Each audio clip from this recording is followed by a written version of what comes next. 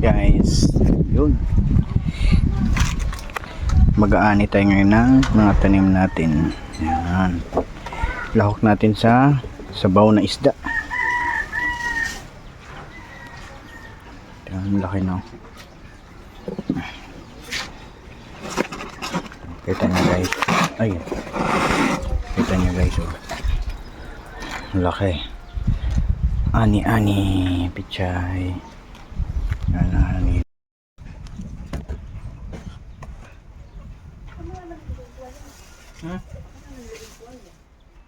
Dito sa terrace. May no, okay.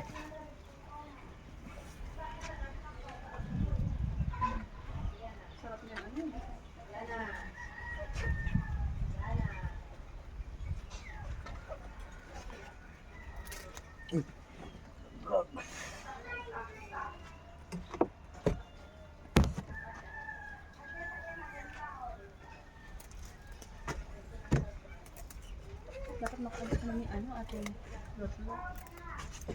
Yung maghapon. No?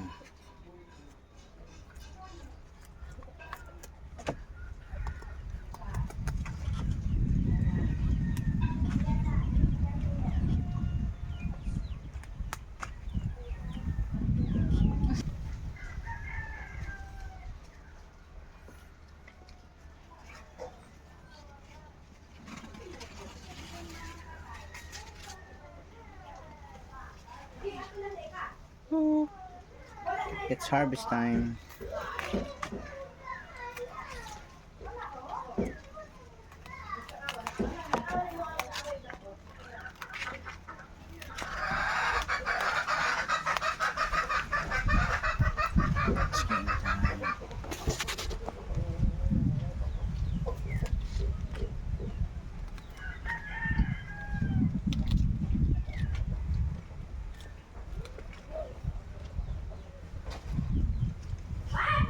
Okay guys, anong pa lang to, dalawang puno pa lang, at itong maliliit ay ililipat natin dito sa pinagkuhaan natin para yung nutrients iba naman. Ha? Ngayon lang din ako nahanap presko ng ganun dagat kasi, di ba? Let's cook. Puno pa lang yan. Dami na yan.